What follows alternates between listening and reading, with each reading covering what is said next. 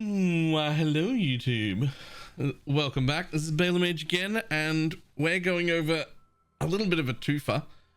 One, I finished up my solo self-found run on this power Siphon Trickster, and I have the end game path of building for it for when I finished, which was basically just I finished all my map completions, I got all my passive points, I did all my watchstones, the field encounters, all of the things, right? We just like finished progression, and where you would then start like, oh, I'm gonna do this like farming strat and whatnot. From there, I merged over to trade and then put it in some disgusting gear to see how that would farm tier 17 maps all day, as well as I did 2 of the Ubers, but then I got bored, but they were very, very easy. I also face tanked Maven's memory game.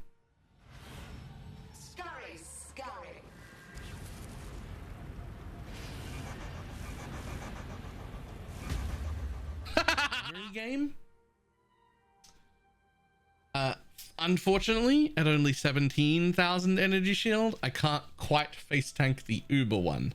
According to Path of Building, I need to pump that energy shield up another 3,000, 3,500. If I can get to like 20.5, then I'd be able to tank the Uber Maven memory game. But I'm probably not investing any more into that build because I got other things to do. But we're going to go over the 2 versions. So let's jump into the path of buildings.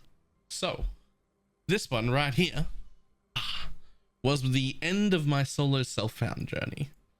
So with all my flasks up, my effective hit pool seems reasonable considering the amount of regen that I have, or recovery anyway. But max hit was a little bit low, so defensively I could still get one shot very occasionally. However, I still had 52,000 evasion and 24% block just from wearing a shield, which means I barely ever did get one shot. And this was in some absolutely pretty low tier gear. The only lucky drops I have here is I got a Fury Valve, which is really nice for clear, but isn't the amulet you would want to wear for damage anyway, but I never found the crit multi amulet, so I didn't get to use that. I also didn't find any good rare ones, so I did all my bossing in the Fury Valve, which offers no damage at all, just none.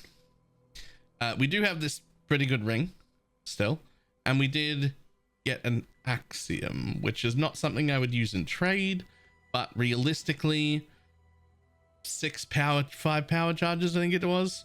So I end up with like 120% increase to damage. So that was quite nice. That is how that ended. I ended with just shy of 7,000 ES, full CI since Kataba 10, and only about 6 million DPS, which way more than enough to do all of the things that I needed. That is the ascendancies I had picked. I did change these ascendancies in the int stacking trade version, but this is what the tree looks like. The path of building will be in the description. This was one of the smoothest solo self-found runs I have ever done. From Act 3 all the way to Feared and finishing my entire Atlas and completing everything, incredibly smooth. I felt way tankier than I have ever felt on a league start, even tankier than Holy Relic feels to begin with. Granted, many other builds can get that tanky, but like from any of the ones I've tried, being CI with only 2,900 energy shield when I entered maps felt so much more tanky than any life build I've ever played. I don't know how much of the damage that's been screwing us in early game is chaos, but my suspicion is high because I had some garbage gear in that first path of building, and I started maps as CI, and it was fantastic. So there's the end of the solo self-found run. Then we came over into trade and put some absolutely gross int stacking gear on. And when I say absolutely gross, I do mean pretty gross, but there's still plenty of room for me to go up. I do only have 1,400 int. There are builds around with 18, 2,000, 2,200, This goes way higher. This is just as min-maxed as I'm going to take it. But it progressed. It became incredibly smooth. I was face tanking and AFKing tier 17 bosses. It can face tank most of the things that the Ubers do. Everything has been super smooth on it. There are some notes that I want to put up. One, I borrowed this pair of gloves from the crafter in my team. They were made for lightning strike, which means non-val skills strike one additional target nearby, does nothing to me, and lightning exposure also not very important because I have lightning exposure on hit from lightning pen. So I didn't want to redo the implicits on it. It's a very good int stacking pair of gloves. You would put proper implicits on this if you were making your own. The other thing is my boots are probably the worst pair, or the worst thing that I have. I'm currently using them for shock immune. It had a free prefix and I slammed hoping for flat energy shield, ended up with tier 2 flat life, which does nothing. So also the int is low, so the boots could be better. But other than that, I'm pretty happy with all of the gear. We have just an absolute ton of energy shield, an absolute ton of everything. We're using the synth int stacking wand is what we upgraded to. This is basically perfect if the tiers were all tier 1. This is like exactly what I would have wanted or designed in Path of Building if I had all tier 1s in its spot. But that's still pretty close, so we're pretty happy with that. A few things. You may notice there are no sockets in my boots. The reason for that is I have no idea what to put in there. Couldn't figure it out. There are literally free sockets. I used them to level things, I guess. Also, I got to use lightning warp. And lightning warp, when you're in a 4-link, is really, really good. Surprisingly good. Incredibly snappy. Unfortunately, I tried it back at a 2-link and even in a 3-link, and it really just wasn't usable. So, as cool as it is to use lightning warp, I don't know how many builds have a 4-link free. That's not something that happens very often. So we don't really get to do that.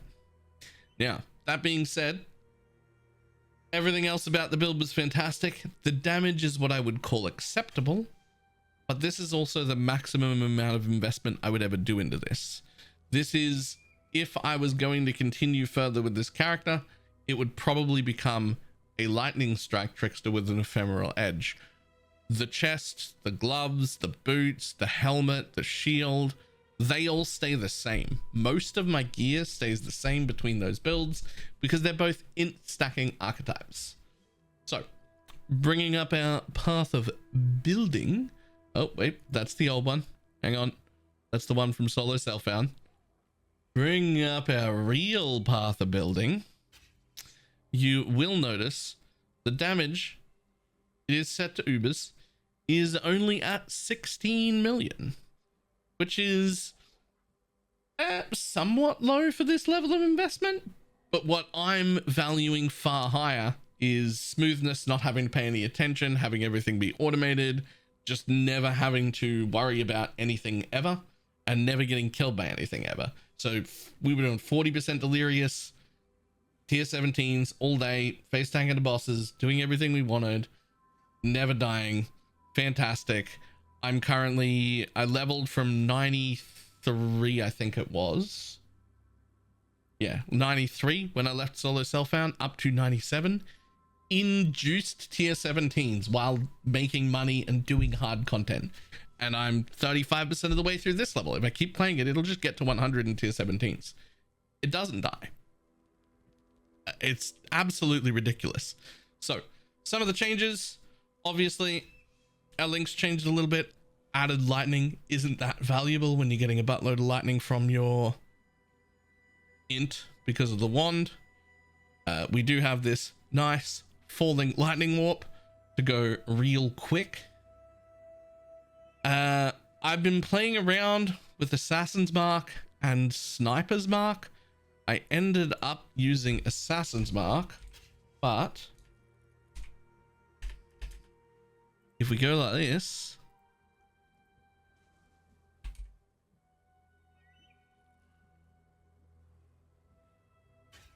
it ends up much better.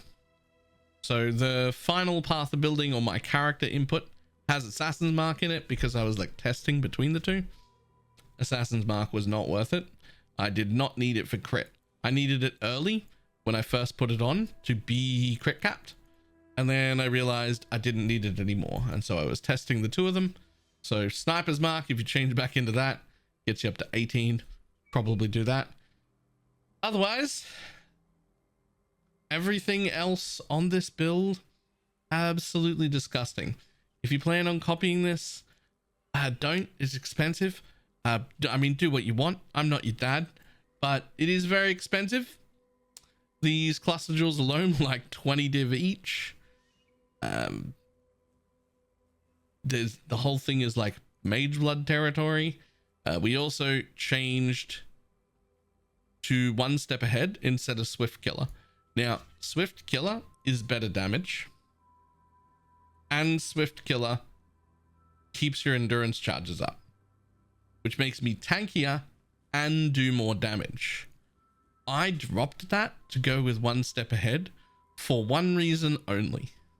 There are too many slows that happen when running tier 17 maps, and one step ahead ignores like 80% of them. Unfortunately, there's some delirious ones that bypass it, but like 80% of them get ignored. And again, I value smoothness and not having to worry about anything over making my path of building look better or my damage look higher.